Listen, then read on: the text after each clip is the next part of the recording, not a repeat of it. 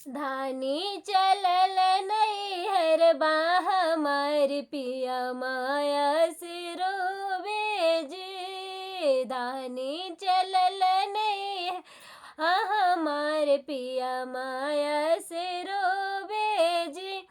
बागों में रोवे बगीचों में रोवे, बागों में रोवे बगीचों में रोवे, फुलवा पे हाथ धरी रोवे हमार पिया माया से रोवे जी। फुलवा पे हाथ धरी रोवे हमार पिया माया से रोवे जी। धानी चलल नैहर हमार पिया माया से रोवे जी। कोठों पे रोवे कोठरिया पर रोवे, कोठा पर रोवे कोठरिया पर रोवे, खिड़की पे हाथ धरी रोवे हमार पिया माया से रोवे जी।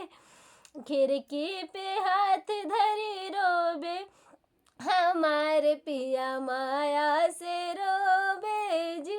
तो आप लोग ज़रूर बताइए कमेंट में कि किन किन लोगों को पति रोते हैं मायके जाने के बाद, ज़रूर बताइए।